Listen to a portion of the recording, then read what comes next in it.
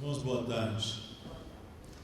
É com bastante alegria que venho a Brasília estar com vocês, participando deste encontro.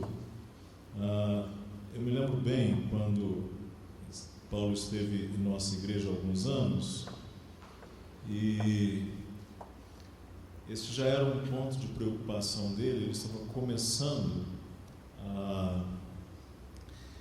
o seu trabalho na internet, já tinha boas ideias, e é muito bom perceber que o ideal dele amadureceu e outras pessoas estão junto dele, cooperando com o projeto que ele tem se proposto, e ver alguns jovens aqui, alguns irmãos. Nós queremos, como igreja lá em São José, reconhecer o valor deste congresso, pelo qual oramos e pedimos a Deus que se fortaleça e que nos próximos anos sejam ainda mais e mais forte, mais e mais pessoas estejam prestigiando esse tempo aqui. Também tenho tido assim uma alegria muito grande poder travar contato com alguns dos irmãos mais proximamente, não só os alunos lá do seminário, mas também alguns com os quais a gente não conhecia, só conhecia eventualmente por correspondência, por e-mail. E é muito bom estar com vocês.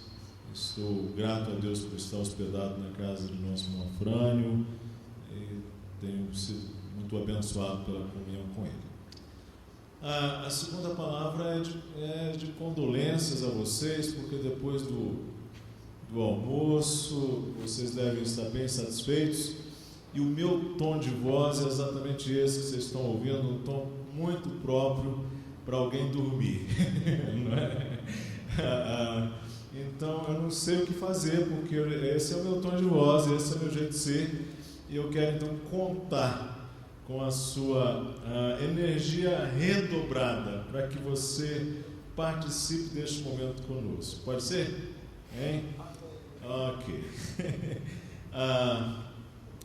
Vamos pensar um pouco sobre este tema, justificados pela graça. Eu pensei, hoje à noite não vou fazer exatamente uma preleção, hoje a gente vamos só pregar, não é? Eu vou só abrir o texto e a gente vai percorrer o texto bíblico hoje à noite. Mas agora à tarde, o que me veio à mente foi trazermos algumas ideias em torno deste assunto, e buscando uma via uma via mais histórica, uma área pela qual sou bastante pegado, que é a história da igreja. Eu acho que nós temos muito que aprender com a história da igreja, e geralmente a gente repete erros que são erros que a igreja já viveu no passado, e a gente acha que é uma grande novidade e que aquilo é uma coisa muito típica do nosso tempo, quando às vezes a igreja já viveu lá, mas o nosso desconhecimento da história da igreja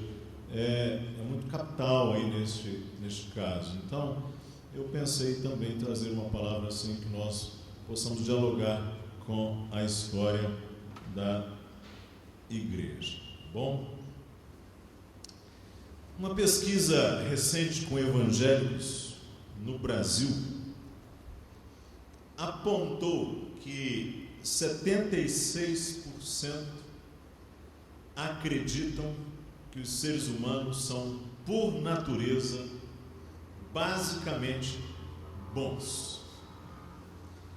Bem, que o brasileiro creia assim não é nenhuma novidade. Entretanto, você deve observar que essa é uma pesquisa com evangélicos. Está lá, entre aspas, naturalmente, porque isso aí não é uma categoria teológica muito rígida, é um título, né, dentro de uma categoria mais estatística. Mas não é interessante que 76% daqueles que se dizem evangélicos acreditam que os seres humanos são, por natureza, basicamente bons? Por natureza, preste atenção, significa que a proporção que a nossa natureza se realiza na história, nós temos uma inclinação a ser bons, naturalmente, e que talvez por razões contextuais, por influência do meio, da sociedade, da cultura, da criação, da educação, nós somos corrompidos daquela nossa bondade natural. Além disso, dentre os evangélicos, dito 86% acreditam que na salvação, entre aspas, Deus ajuda aqueles que se ajudam. Ou, de alguma maneira, esse conceito é o conceito prevalecente de salvação em nosso país. Ou seja, de alguma maneira Deus me salva, mas eu preciso estabelecer alguma cooperação com Ele, é uma obra de sociedade, é uma obra de um acordo, de uma confluência de vontades, ou, para usar uma expressão mais filosófica, de uma sinergia, de duas energias em cooperação. Muitos evangélicos creem assim. E talvez, eu não sei, quem sabe você pense assim. Nesse contexto, é importante lembrar um pouco as 95 teses aqui. O pastor Jonas disse que é a palavra mais adequada, eu acho que ele tem razão, de Martinho Lutero. Vamos lembrar um pouco o que foi a Reforma Protestante. Primeiro, foi um movimento religioso. É importante que se diga que foi religioso, porque... ok, eu estou passando aqui, esqueci que você tem que ver também. Foi um movimento religioso, porque para algumas pessoas a Reforma foi, antes de tudo, um movimento político, um movimento econômico, um movimento cultural, mas é preciso que se diga que a motivação dos reformadores foi essencialmente religiosa. O cerne da sua motivação foi religiosa. Reformador, fragmentado, surgido no cristianismo ocidental, ou cristianismo chamado latino, que era representado pela Igreja Católica Romana e que teve lugar na Europa no século XVI, nós podemos dizer os seus desdobramentos imediatos no século seguinte, o século XVII. Então a Reforma é um movimento da Europa Ocidental, sobretudo, que caminhou no sentido das Américas, especialmente da América do Norte, que não teve grande impacto na Península Ibérica, muito menos nos países de colonização ibérica, como é o caso do nosso Brasil. Entretanto, vamos lembrar uma coisinha. Na época de Lutero, uma das crenças-chave ensinadas pelo catolicismo romano, que levou Lutero a amar a justificação, foi a crença nas indulgências. O que é a indulgência?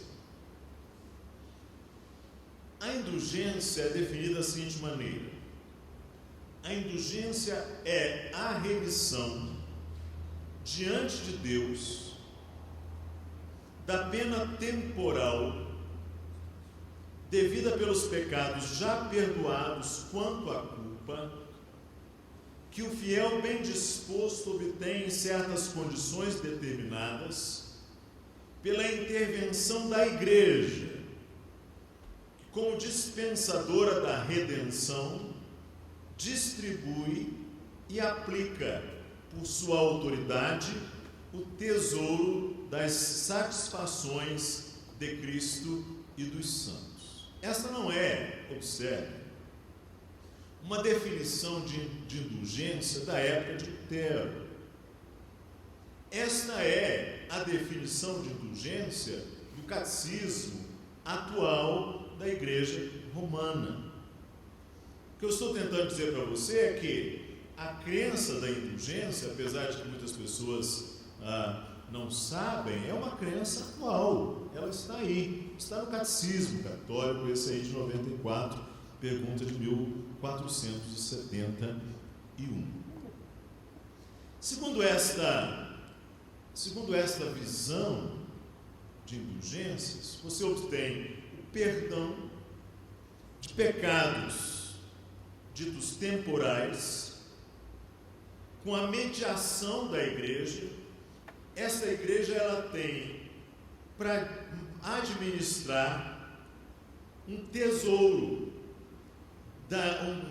um baú de tesouros, digamos assim, simplificando, das satisfações de Cristo e dos santos. Então, o Papa que nos visitou recentemente pode, em algum momento, emitir um documento de indulgência. Ele tem isto, segundo a doutrina romana que hoje está em vigor. A questão da venda das indulgências foi um ponto grave para Lutero. Por quê? Porque para ele não era apenas uma questão ética, embora eticamente fosse muito reprovável.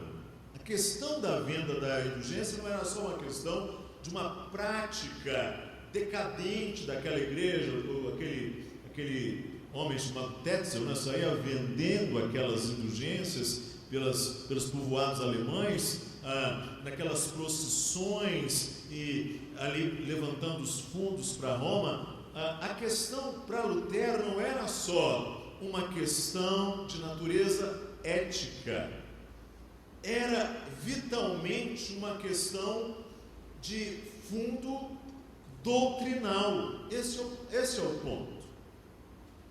Ou seja, porque para Lutero, aliás, deve ser dito, gente, o seguinte, que as teses, esse documento de Lutero, a questão das indulgências nem era o foco.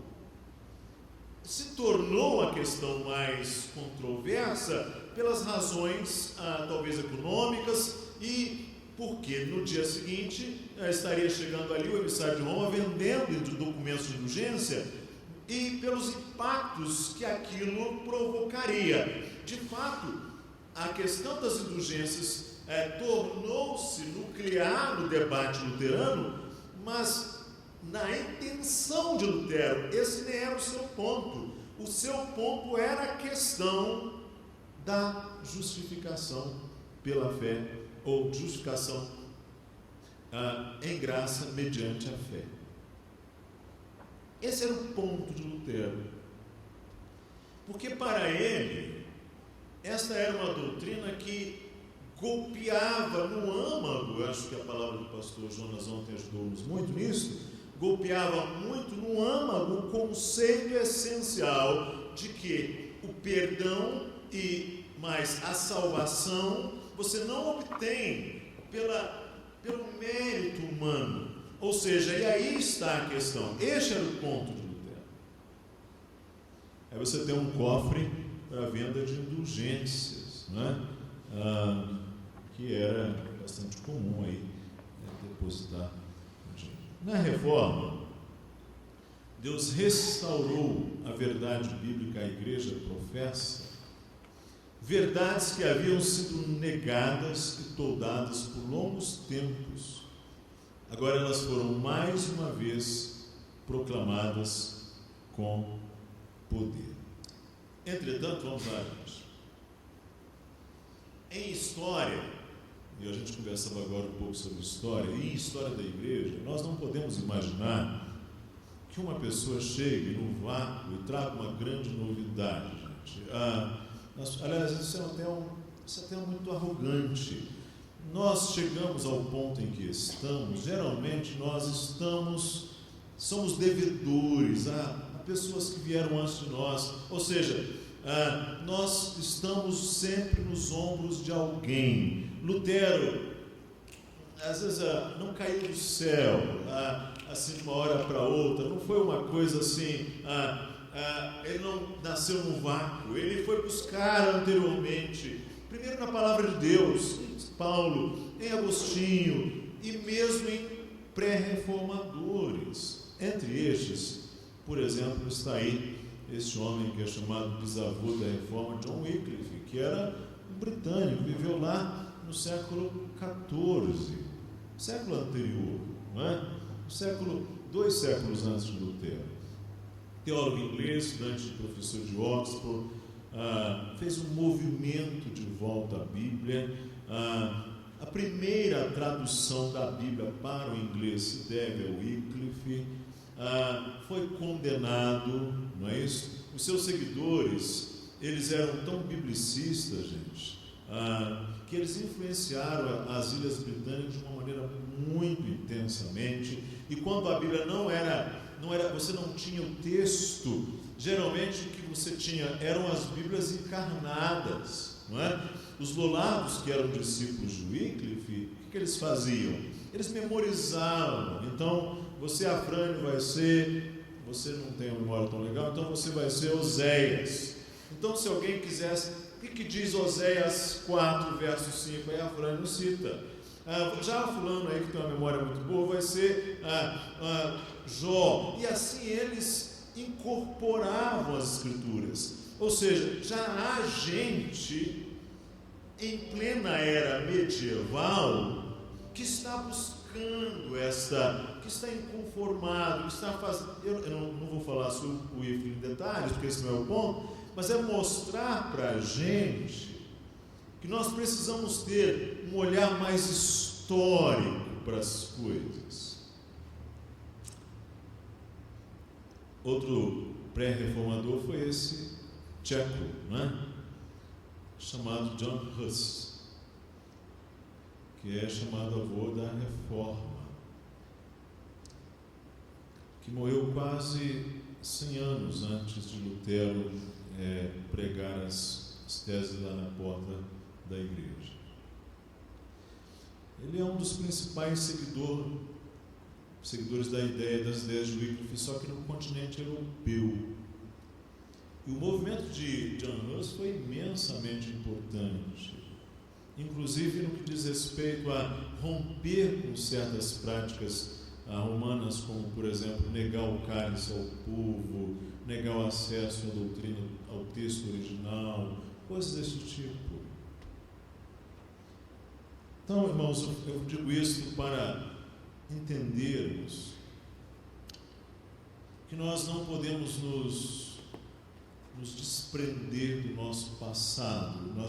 Nós precisamos sempre, enquanto igreja, entender que nós não estamos num vácuo. Nós somos o que somos hoje, porque somos historicamente. E às vezes a gente conversa com alguns irmãos, batistas, presbiterianos, e a impressão que a gente tem dessas pessoas é que eles imaginam que a igreja é uma coisa de 2 ou 3 gerações, e eles não conseguem ter um olhar mais amplo para perceber os dilemas, os equívocos da sua geração. Ou seja, se você não conseguir ir além do seu momento, você dificilmente é capaz de avaliar criticamente o momento que você está vivendo. Porque seu pai pensava assim, sua mãe pensava assim, todo mundo pensa assim, então você acha que isso é natural ser assim. Sobre a reforma no continente europeu, você deve se lembrar que de início você tem 3 grandes líderes lá: Martin Lutero na reforma alemã, Zwinglio na reforma suíça de língua alemã e João Calvino no mundo de língua francesa. Eu não sei qual o background, qual o pano de fundo de vocês, mas em muitos contextos João Calvino é uma figura bastante deturpada. E eu gostaria de incentivar você a fazer uma busca da biografia de Calvino, ver quem ele foi, o que ele produziu, e você pode se surpreender imensamente. João Calvino foi o primeiro a enviar missionários ao Brasil, não sei se todos sabem disso. primeiro culto praticado nas Américas foi praticado por pessoas enviadas por João Calvino, em francês, lá na Baía da Guanabara. João Calvino é o sistematizador da reforma. Não há como você ter uma boa introdução ao pensamento da reforma ignorando João Calvino. Aliás, não há, eu diria mais, você é até um pouco mais pretensioso, não há como você ter uma boa introdução à história do pensamento cristão sem considerar esse homem. Lutero os lembra igualmente. Por mais que a figura dele hoje seja tomada de alguns preconceitos.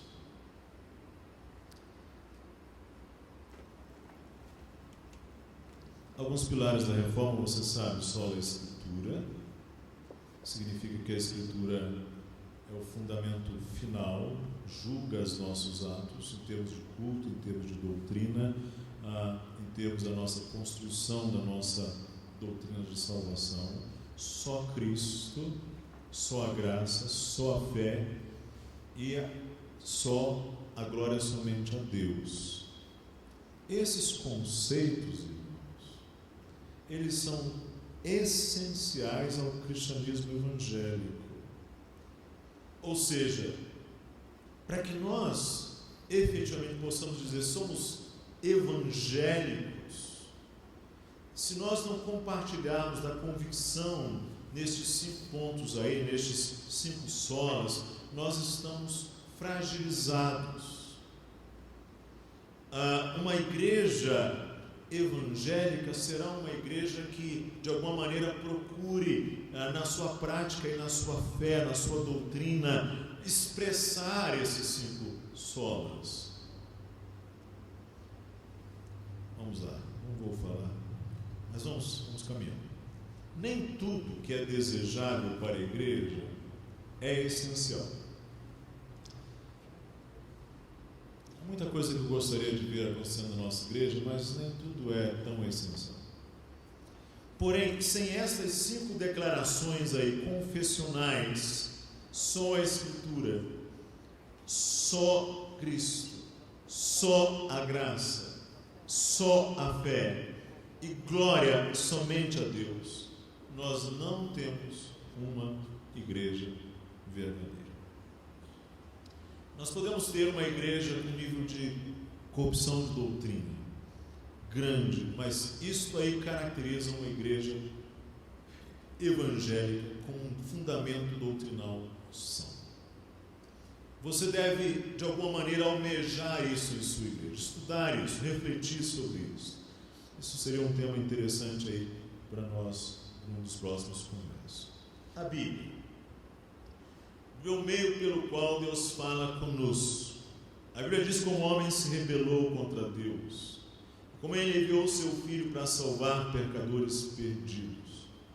A Bíblia é o verdadeiro guia para o céu. A Bíblia nos ensina como viver para agradar a Deus. Então, só a Escritura na igreja significa que a vida da igreja é guiada pelas Escrituras. Se você fosse à época de Lutero, ou se você for a uma igreja romana hoje, você vai chegar lá na frente e vai encontrar uma mesa, um altar. Atrás desse altar está um sacerdote. Ele não é o povo, ele representa a igreja. E esse sacerdote, no centro ali daquela construção, daquela arquitetura, ele faz um ato que só a igreja pode fazer. Ele faz a transubstanciação dos elementos em carne e sangue de Cristo. E ele ministra ao povo. Significa que sem essa mediação da igreja a aplicar esse sacramento, o ser humano não tem acesso a Cristo. Mas a partir do momento em que veio a reforma, é curioso que nas igrejas protestantes, um móvel como este que aqui está, assumiu um lugar mais central. atrás deste móvel está um homem, em cima deste móvel está um livro, e é exatamente deste livro que partem as orientações normativas para a vida da igreja, para o viver da igreja, para o culto da igreja, para a influência da igreja na cultura, na educação, na política, no Estado, nas carreiras, entre aspas, seculares, nas vocações gerais, nos relacionamentos, nas artes, enfim. A vida da igreja é governada por essa mente que são as Escrituras. Então, essencialmente, você precisa valorizar isso. Eu não estou dizendo que você, como crente, deva negar as possibilidades dos crentes em diversas áreas, na música, nas artes, nos entretenimentos, na política, nas questões sociais, mas o importante para uma igreja evangélica é que o cabeça, que é Cristo, esteja governando o seu povo através das Escrituras, e que nós, como povo de Deus, nos submetamos a isto, ou nós nos confrontemos com os incômodos e com as demandas deste livro. Quando a gente fala então em só Escritura, nós estamos falando de uma coisa muito prática hoje. Quer dizer, será que em nossas igrejas a Escritura tem esse papel central? Ou outras coisas estão assumindo a centralidade em nossas igrejas hoje? Não estou dizendo que elas não poderiam acontecer dentro da dinâmica da vida mais ampla da igreja, mas a vida da igreja está se derivando dali, ou seja, a Escritura está iluminando toda a prática da nossa vida cristã. Esse é um ponto. Pergunta essencial aí: qual a natureza da revelação de Deus ao homem?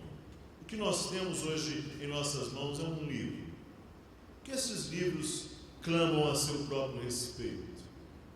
Existe uma natureza especial nessa literatura que as faz diferente de outras? São questões evangélicas essenciais em torno da nossa compreensão das Escrituras. O que é a Bíblia? Um livro sistemático que apresenta de forma linear, lógica e coerente as verdades sobre Deus, o homem e o universo. Um livro composto de livros que registram a revelação de Deus ao longo da história, tanto em seus atos como em suas palavras. Então, irmãos, se essa é uma convicção essencial nossa, significa que uma igreja evangélica é uma igreja devotada ao livro. É uma igreja em que a palavra de Deus tem a centralidade. É uma igreja em que a palavra de Deus ela assume o seu lugar de autoridade sobre as nossas vidas.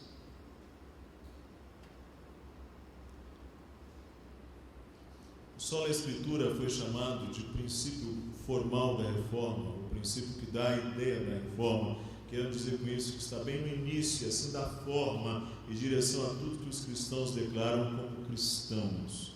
Ou seja, só a Escritura significa que a Escritura, sem ela, não haverá, esse é o ponto, não haverá manifestação das ideias de Deus em termos práticos na vida da comunidade na qual você está inserido.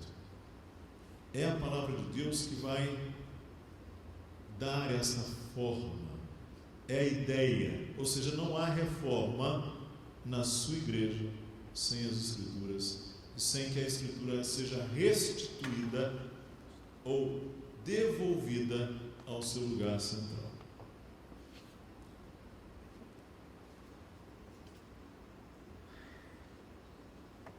Um pai da igreja chamado Gregório de Nissa diz assim, viveu lá no IV século: fazemos das Escrituras o cânon. O que é o cânon? É uma vara de medir, tipo um metro. Cânon é isto, da cana, ou seja, aquilo que está além ou aquilo que está aquém. É a Escritura que mede. Fazemos as Escrituras o cânon e a regra de todo dogma. Nós, por necessidade, contemplamos e recebemos apenas aquilo que possa se conformar com a intenção desses escritos. Isso aí é só a Escritura. Não é uma doutrina necessariamente de Lutero, é uma doutrina que se deriva da própria Bíblia, essencial ao cristianismo histórico, evangélico, reformado. Aí vamos chegar à primazia da graça de Deus. Vamos pular isso aqui. A descoberta da justificação pela fé foi alguma coisa que transformou a vida de Lutero. Essa é uma tela bastante interessante. Não dá para a gente ver, está lá em Bob Jones, né? Nos Estados Unidos. Uma tela que é uma tela com o chiaro escuro, né? O claro escuro. Tudo está escuro. No centro está um livro. A luz vem e incide sobre o livro e sobre a pessoa daquele que está lendo.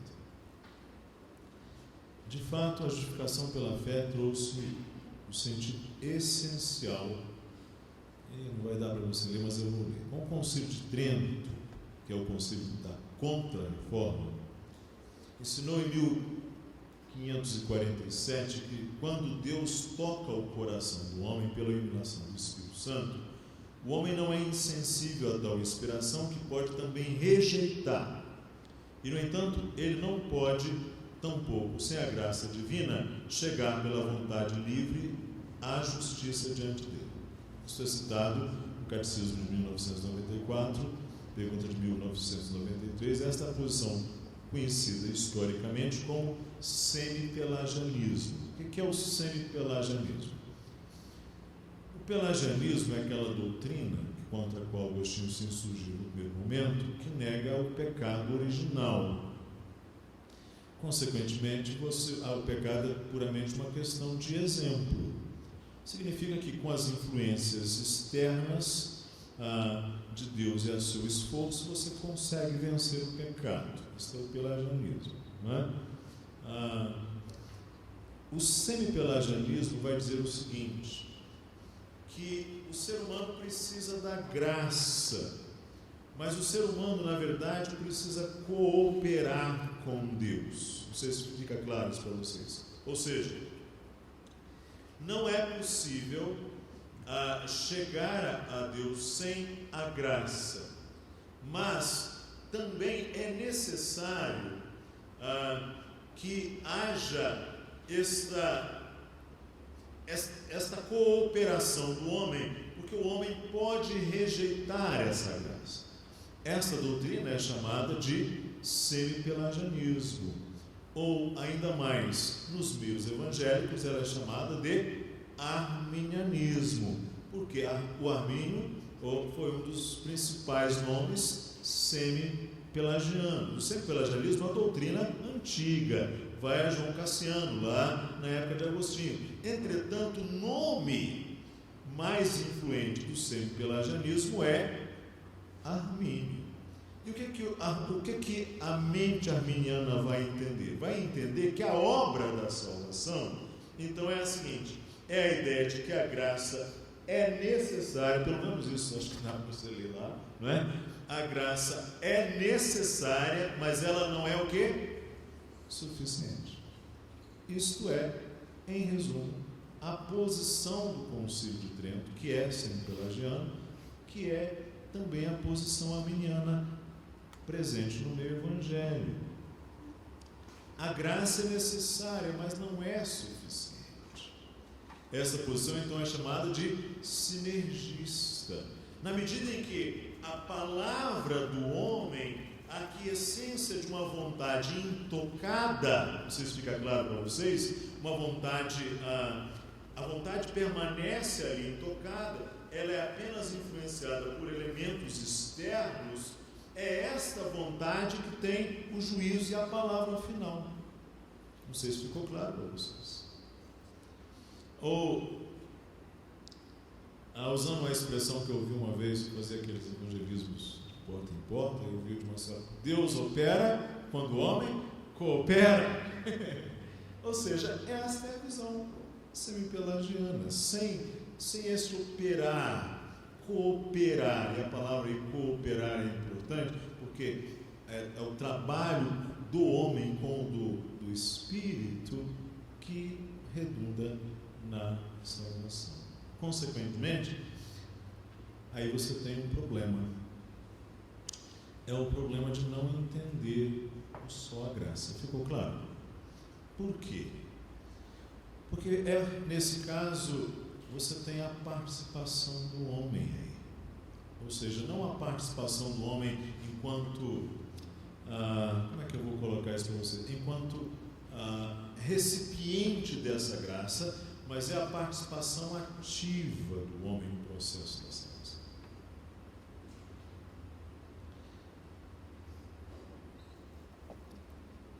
Os Reformadores versus Roma, algumas questões básicas e fundamentais foram essas. A graça de Deus é tanto necessária quanto suficiente? Essa é uma questão que você precisa responder.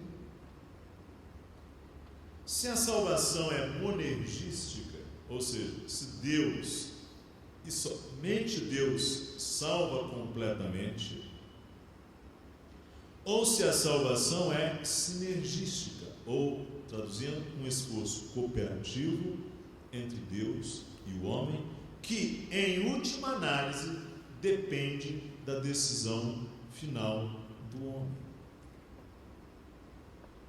Essa é uma questão vital hoje ainda. Talvez vital em nossas igrejas, não sei, vital, quem sabe para nós, quem sabe para você que aqui está. Você já se defrontou com essa questão seriamente? Poderíamos dizer mais ainda, uma outra pergunta. Questões de Roma e o luteranismo e a reforma a fé, afinal de contas, é um dom de Deus ou não? Ou é possível eu crer sem que Deus me ofereça graça para crer? É possível que eu, com a minha vontade livre, intocada, apenas com elementos externos, consiga romper esses grilhões da escravidão do pecado ou não? Essas são questões que você precisa se defrontar com elas.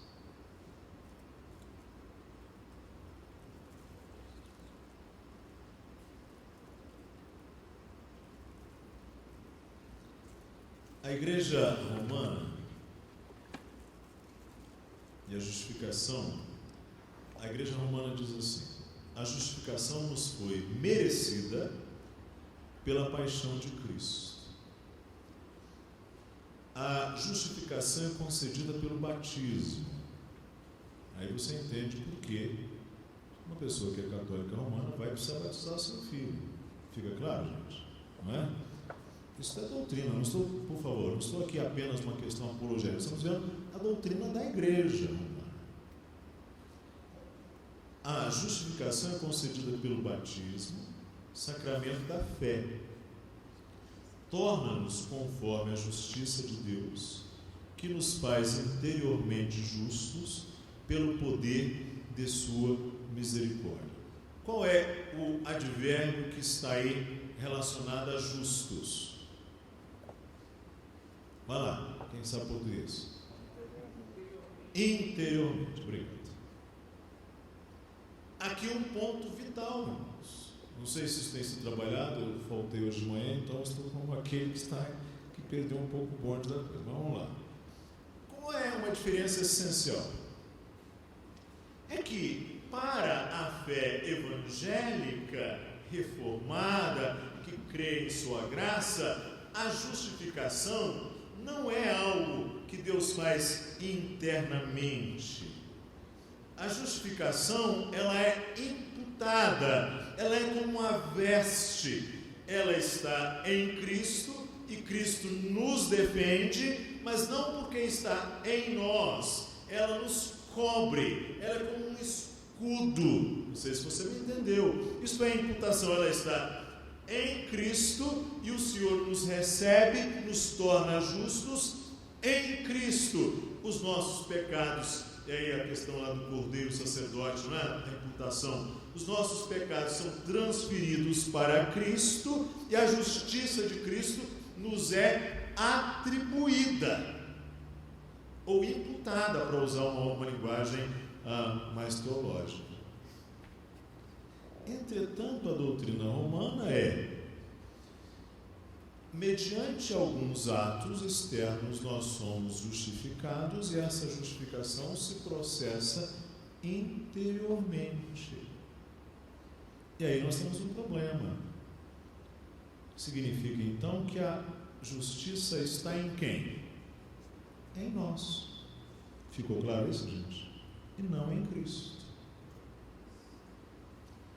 Ou seja, no processo, a doutrina romana, como de fato a doutrina bastante prevalecente no nosso meio hoje, vai fazer uma confusão entre o processo de santificação e justificação.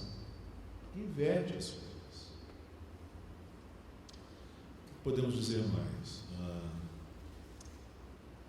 Lembre-se disso. Na teologia católica romana, a morte de Cristo faz por merecer a graça que é infundida, essa é uma expressão importante, na pessoa que foi batizada de forma válida.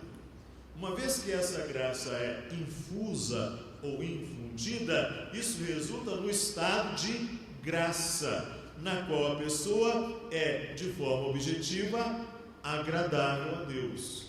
Então, a justiça de Cristo é infundida,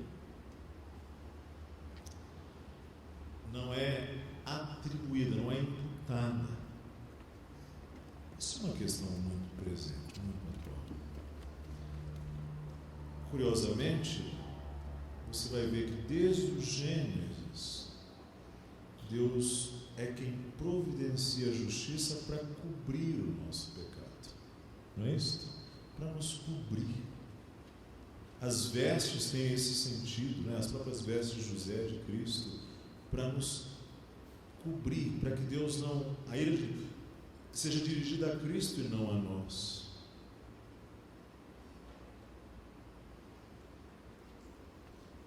Uma pessoa no estado de graça pode então praticar boas obras agradáveis aos olhos de Deus que fazem-na merecer a vida eterna. A morte de Cristo não fornece a justiça dele. Isso é outro negócio interessante na doutrina católica. Pelo contrário, fornece a graça que nos permite praticar boas obras e assim merecer a vida eterna. É neste contexto, é neste debate, gente, que a doutrina da graça se faz vital.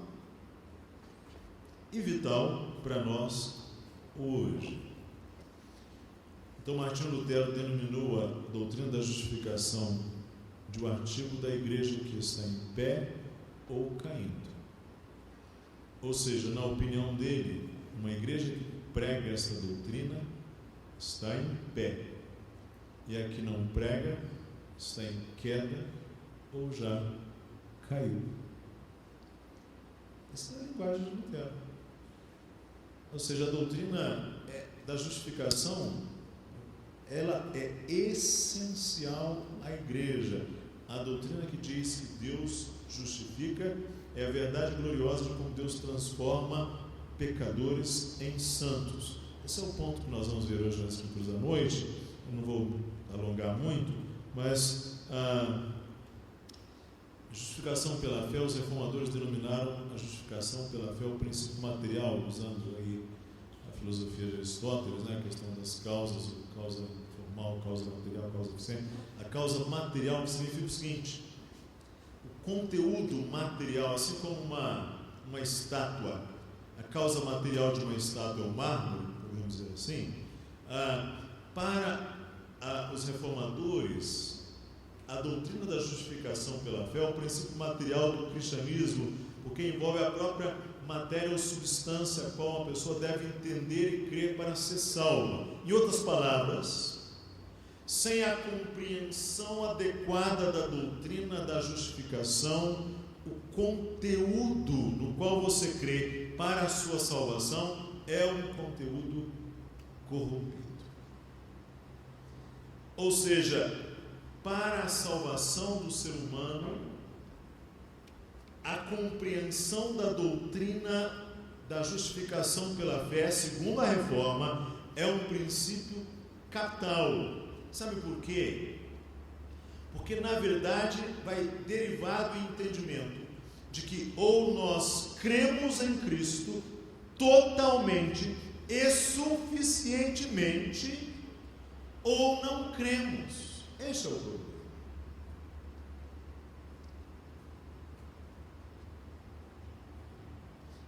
Tentando ilustrar de uma maneira bem simples.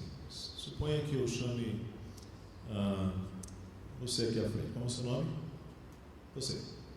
Lucas, vem aqui à frente. Não precisa vir, mas suponha que eu chamo o Lucas para vir aqui à frente. Lucas, você pode levantar essa mesa aqui e levar ali para fora? Aí o Lucas vem e eu falo assim: fulano, ajude o Lucas aqui. Por que eu pedi a ajuda de fulano? Porque, de alguma maneira, eu entendi que seria um esforço por demais para Lucas levar aquilo sozinho ou pesado demais. Não é verdade? Lutero entendeu que quando nós comprometemos o entendimento de que a salvação é inteiramente por Cristo, a nossa confiança nele não é total, não é absoluta. E mais, nós não atribuímos a glória da salvação totalmente a Deus, nós a compartilhamos com o homem. Este é um ponto importante. Então, aí a doutrina para Lutero é essencial, ok? Princípio material da reforma. Vamos terminar tentando ler alguns textos. Vamos ler comigo, para vocês acordarem. Vamos ler Romanos 3. Vamos juntos. Ora, sabemos que tudo que a lei diz aos que vivem na lei, o diz para que se cale toda a boca e todo mundo seja culpável perante Deus. Visto que ninguém será justificado diante dele por obras da lei, em razão de que pela lei vem o pleno conhecimento do pecado. Juntos. Mas agora, sem lei, se manifestou a justiça de Deus, testemunhada pela lei e pelos profetas, justiça de Deus mediante a fé em Jesus Cristo, para todos e sobre todos os que creem, porque não há distinção. Pois todos pecaram e carecem da glória de Deus, sendo justificados gratuitamente por sua graça, mediante a redenção que há em Cristo Jesus, a quem Deus propôs no seu sangue como propiciação mediante a fé, para manifestar a sua justiça, por ter Deus, na sua tolerância, deixado impunes os pecados anteriormente cometidos.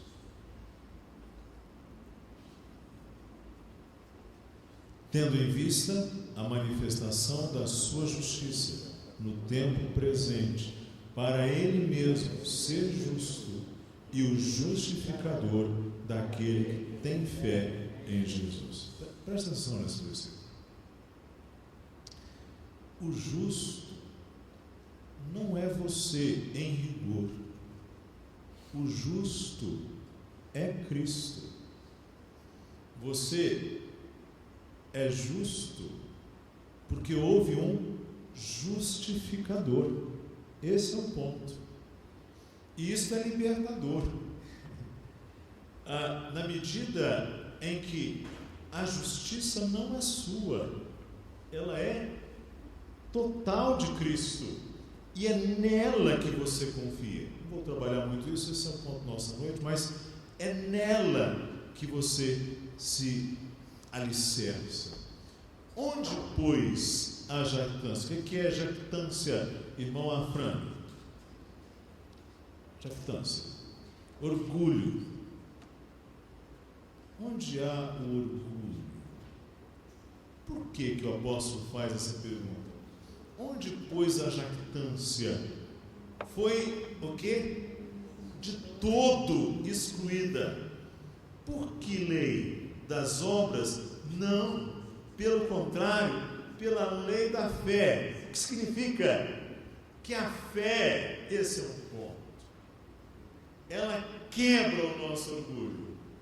Porque a justiça não está em nós. E também não fomos nós. E também não dependeu do que corre, nem do mais forte, mas de usar Deus a sua misericórdia.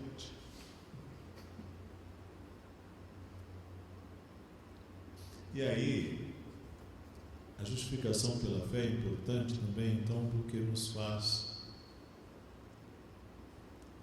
dar um golpe no pescoço da nossa arrogância, da nossa jactância, do nosso orgulho, de nos acharmos melhores do que aqueles que estão ali dirigindo aqueles veículos lá. A justiça não está em nós, irmãos, está em Cristo. E o que nós temos alcançado em Cristo é graça que vem dele e não nossa. Entregues a nós mesmos, nós estaremos, sabe-se lá onde.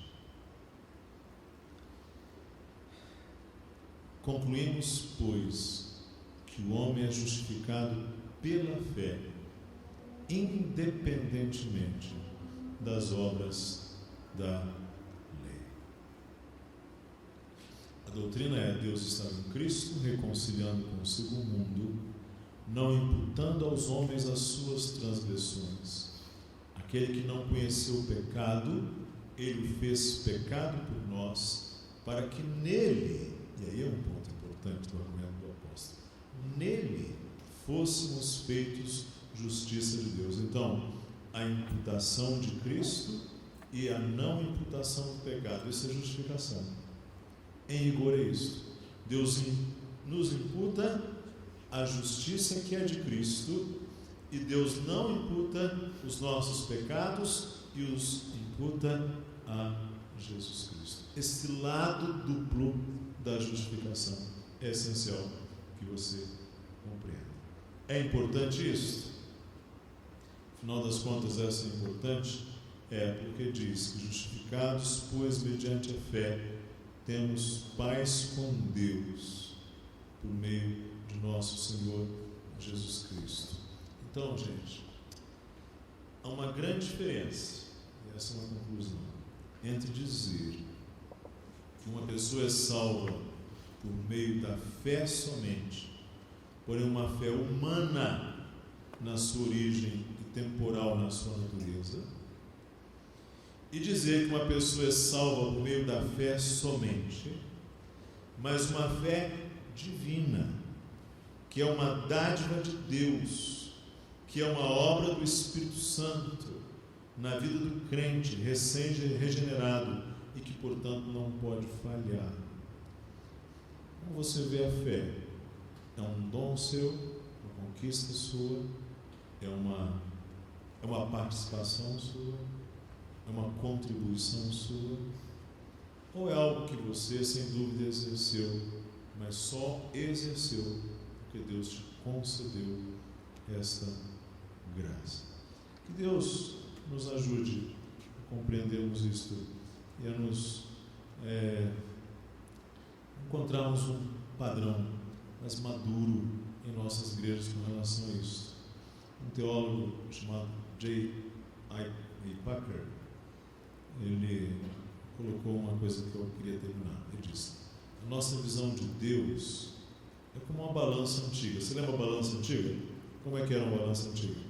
Tinha 2 pratos, lembra disso? Um fiel no meio. Ele vai dizer o seguinte: quando Deus sobe em nossa avaliação, nós descemos. forma similar, quando nós subimos em nosso senso de autoimportância, a nossa visão de Deus deve, no mesmo grau, descer. Então você vai perceber o seguinte: na medida em que nós exaltamos a graça de Deus, nós enaltecemos o Senhor, glorificamos o Senhor, e a tendência nossa é ser uma igreja menos humanista, menos antropocêntrica.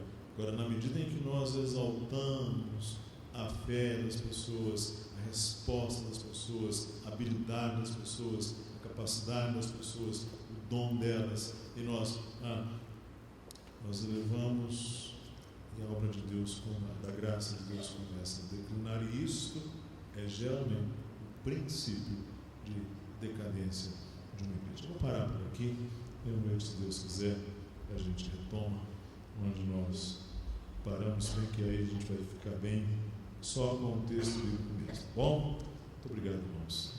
Até mais.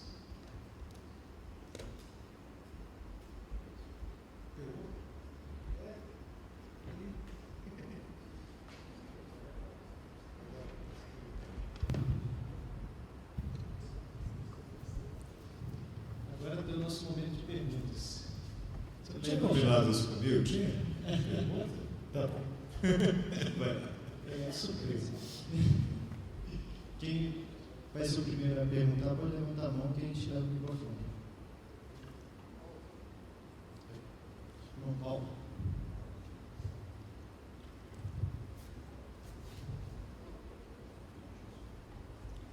Pastor Gilson. Pois não. Eu gostaria de entender melhor quando Calvino diz: não perde a salvação.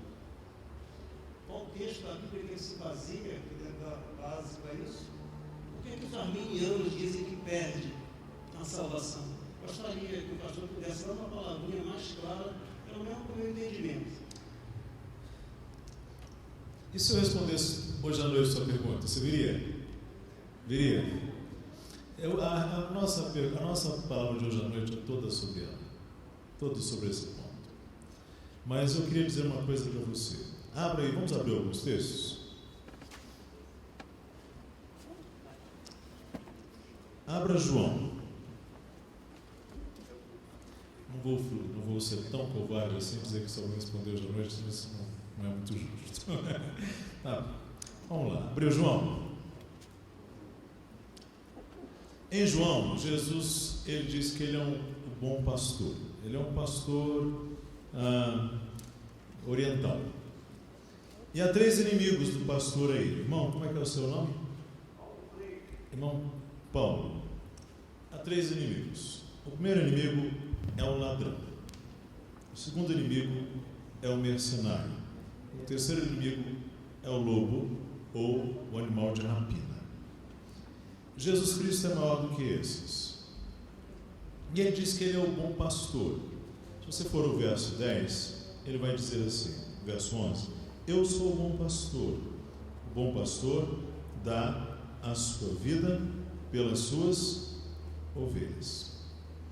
Ele vai dizer no verso 16 assim: ainda tem outras ovelhas, não deixa aprisco, a mim me convém conduzi-las, elas ouvirão a minha voz, então haverá um rebanho e um pastor. Por isso o Pai me ama, porque eu dou a minha vida para reassumir. Ninguém a tira de mim, eu a dou, porque eu quero. Ele diz isto. Vamos lá. Agora vá ao verso 26. Mas vós não credes, porque não sois das minhas ovelhas. As minhas ovelhas ouvem a minha voz. Verso 27. Eu as conheço e elas me seguem. Eu lhes dou a vida eterna e jamais perecerão, e ninguém as arrebatará da minha mão. Quero dizer uma coisa: se você diz que há algum tipo de inimigo que pode arrebatar a ovelha da mão desse pastor, então você está dizendo que ele não é suficientemente forte para cumprir o que ele diz aqui. Ele diz: as minhas ovelhas são maior do que tudo que foi Deus que me deu.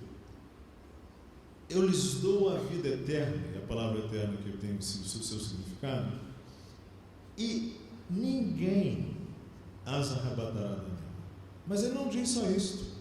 Ele diz: aquilo que meu Pai me deu é maior do que tudo, e da mão do Pai ninguém pode arrebatar. Ninguém. Ele já descreveu os inimigos lá atrás, e ele está dizendo: ninguém pode. Em outras palavras, vamos lá. Vamos agora a João 17. Já que você começou, quanto tempo tem? Bom, então João 17, vamos lá. Abra João 17.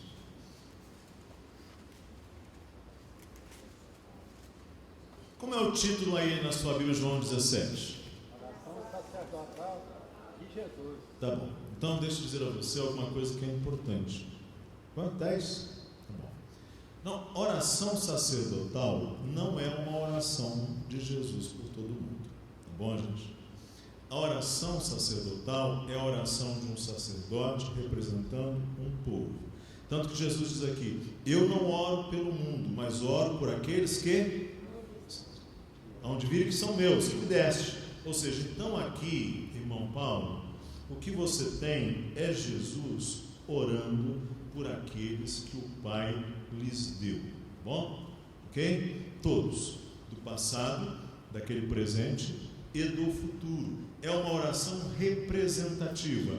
E ela é uma oração intercessória. Nesse sentido, ela é sacerdotal. Ela é também mediadora, na medida em que o mediador... Vem cá, gente. Vamos aqui corrigir um probleminha. Mediador não é só aquele que está no meio. Tá bom, é aquele que está no meio, mas não é só isso. Mediador é aquele que está nos dois lados ao mesmo tempo. Ou seja, ele representa os dois interesses integralmente. O sentido de mediador na Escritura, ele precisa ser ao mesmo tempo Deus totalmente e vestir toda a camisa de Deus, para usar uma linguagem nossa, e precisa ser homem totalmente e vestir toda a camisa do homem. Ele precisa defender os dois interesses plenamente, a ponto de não abdicar em nada desses dois interesses. Esse é o mediador no sentido mais legítimo da palavra, ficou claro? Por isso é preciso que ele represente totalmente esses dois lados. Bom, então ele não é só um advogado no sentido moderno, até porque alguns advogados defendem o interesse deles mesmos. Claro, não são todos, né? Aqui nós temos um mediador no sentido mais absoluto da palavra. Jesus está orando pelos seus discípulos. Agora vem cá. Jesus é Deus. E ele pede que o Pai faça o quê? Vamos ver aí o que ele pede. Ele pede assim, verso 17: santifica-os na verdade, a tua palavra é a verdade. Ele vai dizer assim, vamos mais à frente. Verso 24: Pai, a minha vontade é que onde eu estou, estejam também comigo os que me deste, para que vejam a minha glória que me conferiste, porque me amaste antes da fundação do mundo. Qual é a vontade de Cristo segundo este versículo 24? É que estejam com eles todos quanto o Pai lhes deu, não é? Muito bom. Eu pergunto, há alguma possibilidade dessa oração de Cristo não ser respondida?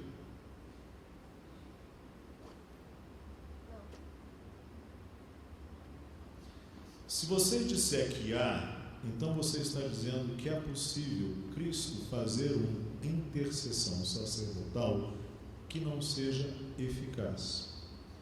Em segundo lugar, você também está dizendo que é possível que dentro da relação da Trindade, Cristo tenha um propósito redentor que não seja exatamente o mesmo Pai. Então você está aí fazendo o quê? Você está fazendo uma agressão à doutrina trinitária, à doutrina da Trindade, dizendo que o Filho tem um desejo que o Pai não tem. aqui, esta oração sacerdotal, não há a menor possibilidade dela não ser respondida. Porque nesse caso ela se baseia no mérito de Jesus Cristo, e Jesus Cristo apresenta-se como o intercessor, como o defensor do seu povo. E não há desconexão, não há quebra entre a vontade de Deus e a vontade de Cristo aqui. Ela é absolutamente harmônica. E aquilo que Cristo pediu será absolutamente realizado. Se você quiser um bom comentário desse texto, você tem os 3 volumes de Mark Lloyd Jones só sobre João 17, que é fantástico, para mostrar que não há a menor possibilidade de o sacerdote pedir alguma coisa ao Pai, Jesus Cristo nesse caso, e o Pai não responder. Ao dizer que aquele que é de Cristo perde a salvação, nós estamos dizendo que, em alguma medida, o Senhor Jesus Cristo não foi respondido pelo Pai e houve um conflito de vontades ali. Ficou claro? Último texto. Vá a Romanos 8, que a gente vai começar. Então eu termino aqui, porque é daqui que a gente vai começar hoje à noite. Mas vamos lá. Romanos 8.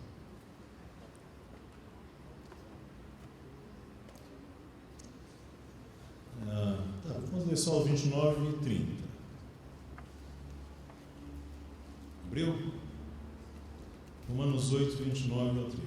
Porquanto aos que de antemão conheceu, também os predestinou para serem conformes à imagem de seu filho, a fim de que ele seja o primogênito entre muitos irmãos. E aos que predestinou, a esses também chamou. E aos que chamou, a esses também justificou. E aos que justificou, a esses também glorificou. Irmão Paulo, não há a menor possibilidade de que um desses elos dessa corrente sejam quebrados. Essa é para usar uma linguagem dos teólogos, uma corrente dourada. O apóstolo Paulo está usando aqui todos os verbos naquilo que na nossa língua portuguesa seria o pretérito perfeito. O pretérito imperfeito é eu andava. O pretérito mais perfeito é eu andara. Mas o pretérito perfeito é eu andei, eu fiz. Significa uma obra consumada. Você deve observar que quando o apóstolo Paulo fala da redenção, ele usa todos os verbos naquilo que no nosso idioma é um pretérito perfeito. Ou seja, que na visão de Deus está a obra acabada. E é uma obra única. E é uma obra de eternidade a eternidade. Não sei se você me entende.